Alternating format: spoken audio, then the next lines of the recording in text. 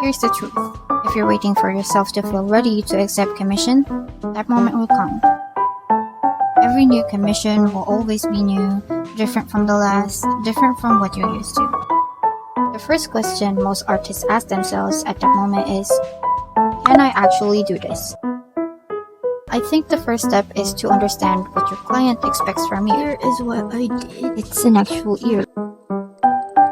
I wish that I could have done the head shape a little bit more accurate. They tried to make it possible because this took a lot.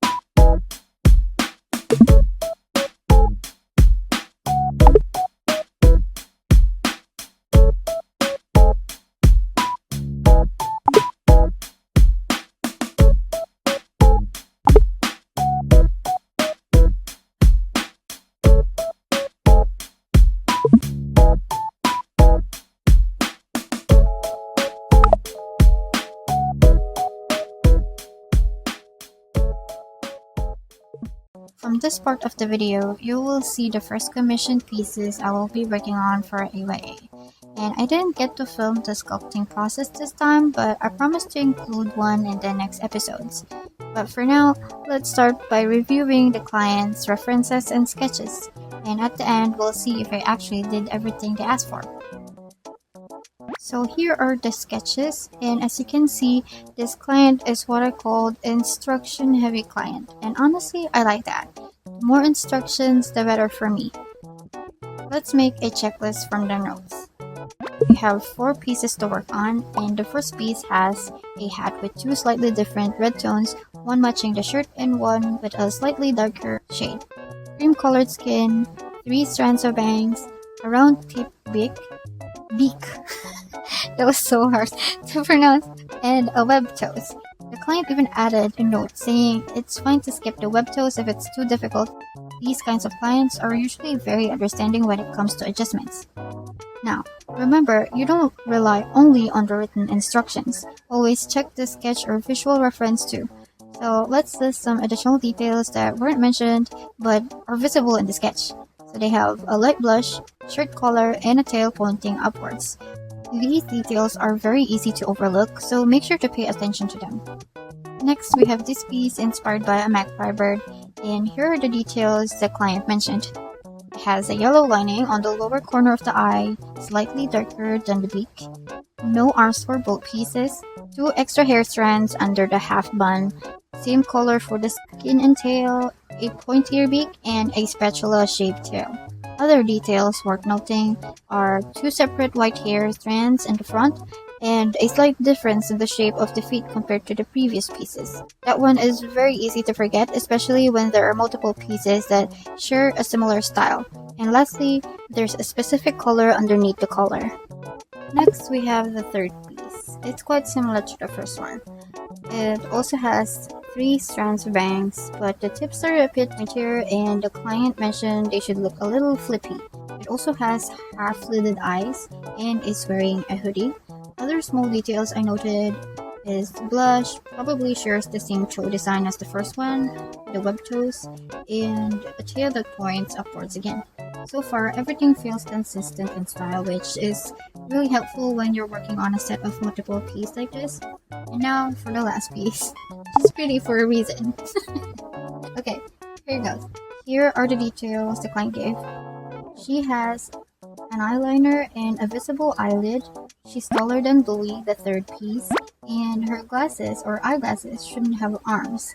You know, the side supports that rest on your ears, and they should be just stuck directly onto her snout. Her tail is lower this time, and it actually serves as a support to help her stand. And the client also mentioned that it's fine if the armless glasses idea doesn't work out. Now for the rest of the small details, there's a flower on the side of the head, white petals, yellow center, soft blush, a slight elevated snout, more like a real muzzle than a flat nose, a single hair strand standing on top of the head, and a ribbon at the back from her apron style, and a shoelace detail. So this was the very first update I sent to my client, and as you can see, it already shows the first form of the first piece.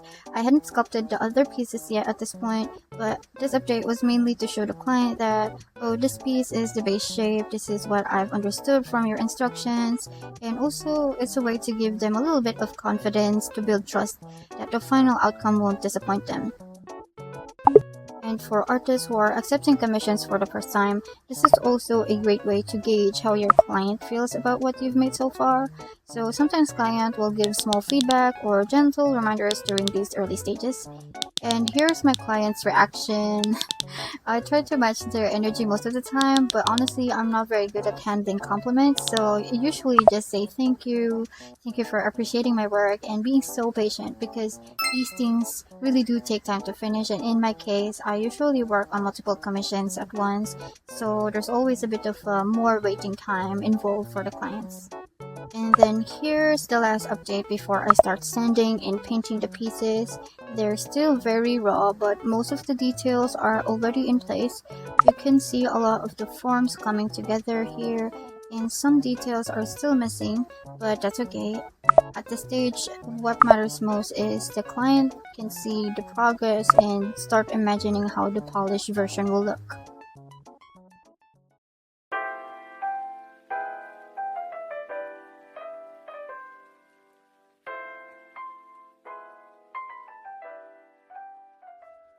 I've been accepting commissions for about 2 years now, and I've made over 100 commissioned pieces since then. Everything I'll be sharing in this series comes purely from my own experience, from trial, error, and reflection. So I suggest to take everything here as a guide and not a standard, because every artist works differently, and that's the beauty of it.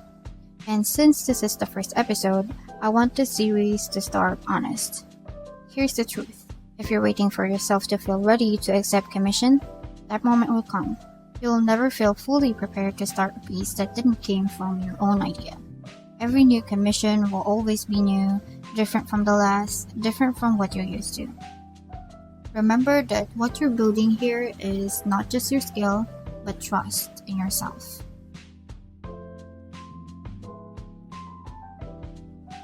I remember the first time someone asked me if I was accepting commissions. It was a whole year after running my small business, and I wasn't completely unfamiliar with the process.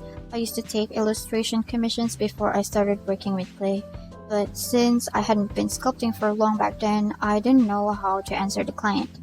The first question most artists ask themselves at that moment is, can I actually do this?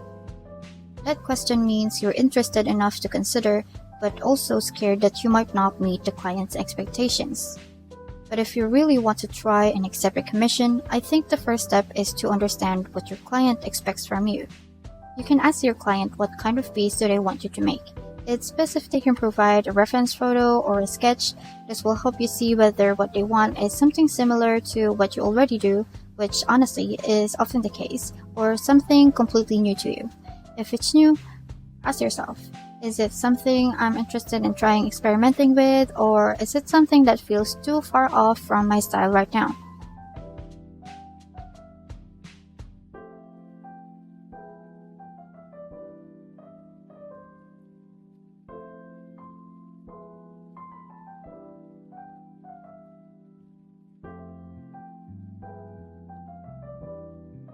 Another question you should ask is, when do they expect you to finish it?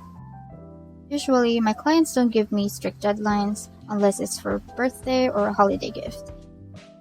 If it's your first time accepting commissions, I recommend you taking one without a tight deadline.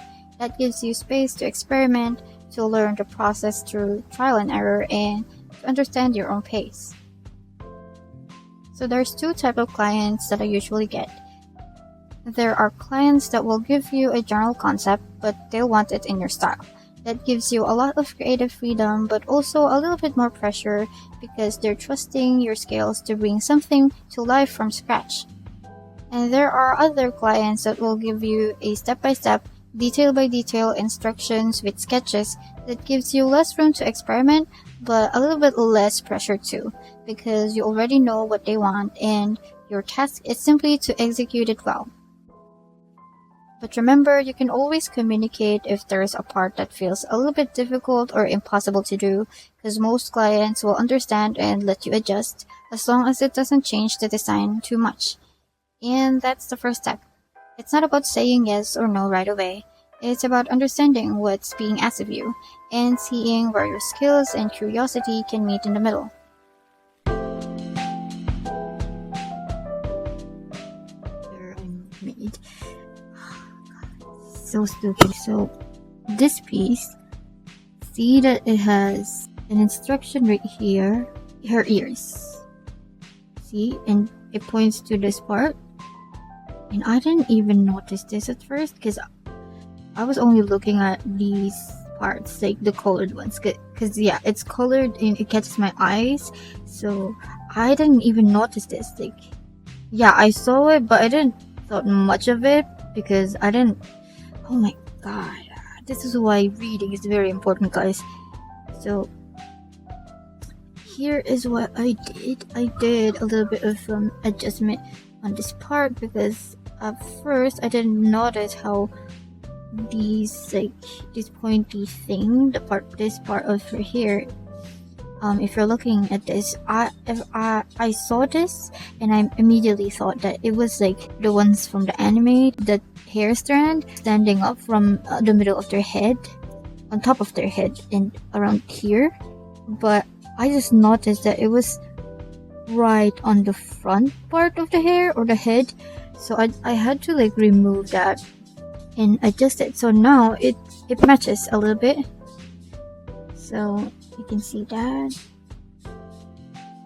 Yeah, this is the side view and it kind of matches the sketch now. So what I can't do is this part, like you can see that there's a little bit of separation over there, but it's kind of, I don't know, it's kind of impossible to do it. I don't know, but maybe it's just me. I can't really understand how am I gonna be able to do that. This back part is the major problem that I'm saying. So it's supposed to be like the ears, not just the hair. Okay, so her ears serves as her hair as well. So that's what I thought, and I didn't notice that it was supposed to be the ears. And look at this. It's an actual ear, like not a full bob cut hair. Okay, so that's that. So what I'm going to do is to wet this towel and then I'm gonna just soak this. So yeah, I'm just gonna wait until it's a little soft so I can like remove a portion of the hair and modify it a little bit so I could make that ear shape. So basically this part, the middle part, is like kind of bald. Okay, so flat, no hair. I think that's the only error that I have, and I also have to add the ribbon and this tail. It's good that it has a tail because it will help the piece to actually stand, because how I did the feet is similar to how the sketch look, which is a little bit smaller compared to like the other ones, like this one, and this one has a tail as well, so that's good. But the other like pieces, like the ducks, on the sketch they have really big feet. Why should I say it like that? They have really big feet, and yeah, I think she's wearing shoes and it's a little bit small, so it's good that they have like this tail over here. Yeah, kind of similar to this. And I still have to add like 2 hair strands over here, like this one. So yeah, that one, 2 extra hairs. Set in the.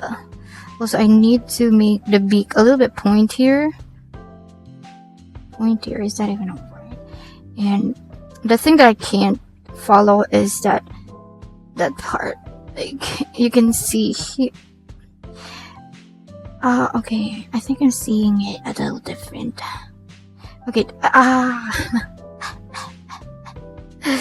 okay, so at first I was thinking that I made this part wrong, which is the lower part, the part under the skirt, because I didn't realize this was supposed to be like the back part.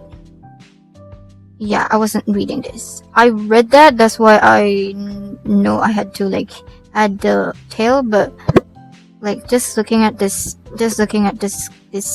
drawing or sketch, I thought I had to make thighs, like separate legs. So that's the feet. Okay, I think I'm not explaining this well. Okay, like if I remove this, yeah, you get it, right? You get what I'm trying to say. I can't explain it, but yeah. But now that I'm looking at it, so this is supposed to be the back part. So I think I did the right thing. I didn't have to like do the thighs or separate legs. What else? Oh yes, another thing about this piece. So this piece is a little bit difficult than the rest because it has glasses and a little bit longer tail, and also like the error that I made. The what do you call this? Proportions, or what do you call these? But yeah, maybe the proportions.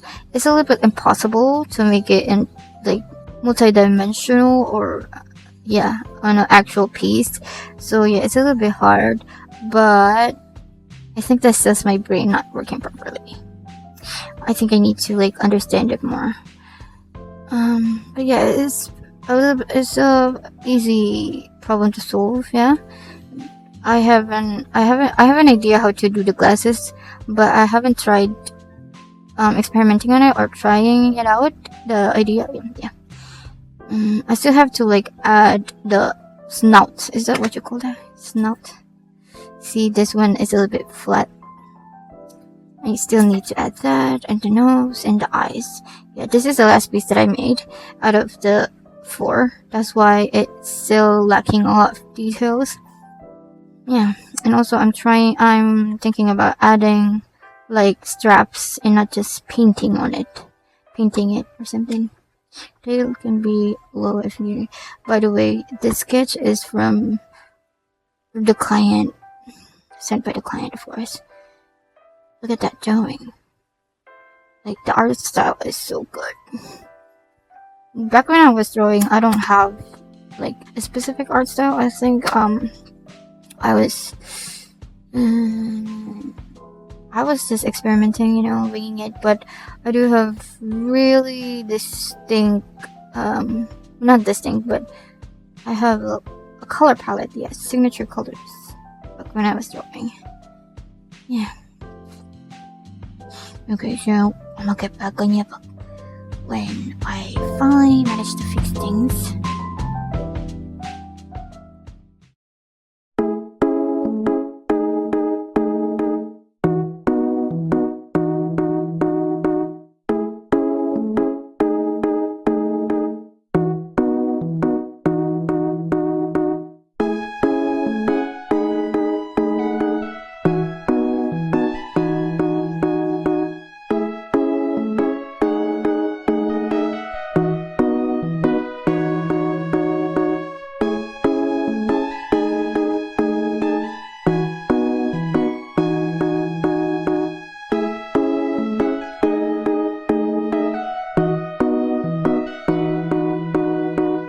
I have a couple of things that I want to talk about, and let's talk about the pieces. First of all, I really enjoyed making these commission pieces because, like I said, I wanted to work on something that is instruction heavy. Usually my clients go to me and trust my instinct as an artist. They would come and tell me what they want. Tell me you can do whatever you want, just make it pretty or something. And that's the kind of trust that I don't want to take for granted, because trusting these days are really difficult, especially if they're going to make something that is meaningful to you and that makes you happy. Especially these pieces, I think they are an OC of this artist, because my client was an artist. Obviously, the sketches were gorgeous. I love the art, the art style. I really love it so much. While I was making it, and I have my iPad over here showing the sketches so that I could see. I almost have zero regrets about making this piece. Like, that regret isn't about making the piece, or isn't about the design or accepting. No, it's seriously not. It's more about what I wish I did. As you can see, I made the pieces a little bit accurate. That part was like really satisfying to me. Like, overall, I'm very satisfied with how it turned out as well. Let's see. Let's criticize my art, okay? Okay, first I wish that I could have done the head shape a little bit more accurate, shape-wise, according to the sketches. They are wider, especially the female characters, the purple one and the pink one. On the sketch, the pink character has this really wide jaw part or lower head part, and then the one strand that points upwards, the shape should be like something like this, but I made it like this. I accidentally nudged it to the opposite side, and it will break easily because there's nothing to support that part, especially the tip. So what I did was just straight it a little bit. Yeah, that's what I did. It's a little bit straighter than the original design. The jaw part, like I said, I mentioned that I didn't make the jaw part wider as the sketch, because if I did, the weight will not be equally distributed. The head would be really heavy, because the heavier it is, the more likely it is to break or crack. What I did here is I hollowed out the inside of the head so it wouldn't be really heavy, but it was still kind of heavy, so that part was kind of tricky, especially the hair. As you can see, I made the bodies a little bit more chubbier than the actual reference, but that's just a minor modification or adjustment that I had to make the proportion possible. Although I have a couple of things that I mentioned about this character, I really like how it turned out. It's actually my favorite piece among the four. Next, okay, let's move on because we're like stuck on this piece. Next is the purple character. I love this piece, but the color was difficult. Like, there's a lot of like similar colors. Like, for example, the face and the hair was too close in spectrum. So I have to like explore or experiment mixing a lot of colors with the purple color to make the shade a little bit different. If I didn't have to coat it with resin, the colors would have been perfectly similar to the sketch. But as you know or don't, well, if you coat it with resin, the shades will be slightly deeper, you know. I wish I am articulate enough to explain this. Also, the face part was a little bit tricky for me. As you know, air dry clay shrinks a little and it gets a little bit deformed as it dries. You know, it changes a little bit of the shape. And if you work on air dry clay, I think you'd know what I'm talking. I wished I made the same decision on the color as the first piece that I made. So as you can see here, I made the collar and then the cap outlined to separate the colors, of course, and separate the color from the shirt, because the resin makes the piece flat. Even though there's a little bumps here and there, the color wouldn't be even obvious at all, even though there's like a separate layer on it of clay. And then the cap should have this like different shade that wouldn't be obvious as well if I didn't made the outline. Even in the reference photo, it's very subtle, like the change of or the difference of shades. Yeah, it's very subtle. So I wish I did the same outline on the collar of the purple character, so it's more obvious. So like there's like depth. Yeah, that's what I'm looking for the word. Okay, this is the last one. I wish I followed the shape of the hair right here a little bit like downwards, as you can see on the reference photo, and you can tell that I tried. Now it kind of like straight. I think the most perfect piece that I made was the Louis Duck inspired piece, which has the green hoodie. But overall, I'm very satisfied with how it looked. It's really cute. Yeah, that's all that I have to say about these pieces. But I'm really happy. I'm genuinely happy about how it turned out. There's just a lot of things that I couldn't make as it is handmade. And yeah, I can't really expect my pieces to be perfect at all, because it's just both the beauty of it and the not so beauty of it.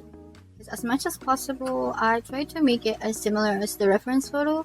I try to make it as perfect as possible, but like I said, I can't really expect my pieces to be perfect. Yeah, and there's just a lot of things about drawings that are flat, that are a little bit impossible when it comes to 3D or multi-dimensional pieces. Yeah, I don't know if that's the correct term, but I'm really happy that the client was really satisfied with the piece, and I'm thankful of her patience, because this took a lot of time. She waited a lot. She waited for a long time. But yeah, it was really fun to make. But basically, all the instructions were followed, just that the proportions, all the written instructions was followed. But I just have to make the piece a little bit more durable, a little bit more possible. Now that I am actually talking about the piece, I realize how much thinking and consideration it takes to accept and make a commission piece. And it's definitely not something that I should be like very complacent about, but also it's really fun to explore and challenge yourself to make something that is very out of your art style or very out of your usual stuff. And yeah, it was really fun. And now that I am done talking about the pieces, I would like to say something about the first episode of AYA. So I thought about making this whole series because I get a lot of commission. There's a lot of lessons that comes with it, and I really like discovering a lot of ideas from other people. I realized that even those people who doesn't know how to draw, how to sculpt, and do anything artsy in general, they have really interesting ideas. And some of my clients generally don't have any like artsy thing that they do. Some of them come to me and then even struggle to describe how they want the piece to be, and then they try to draw like really like stickman, and it's just really adorable because they try to make it possible. They have really interesting ideas, and I think it's beautiful to see that even the people who are not interested in making art has really beautiful ideas, and it's just nice to be a part of something or their ideas and make it a little bit more possible. I'm really glad that I'm able to upload this or put this out there. I think it's just fitting for me to talk about accepting commissions for the first episode, because AYS is all about making something that the client asks. Well, that's why I call the episode As You Ask, because I'm doing what I am asked to do. So if you have any questions, you are free to comment down below, and I will try to answer them on the next episode. Thank you so much for watching, and don't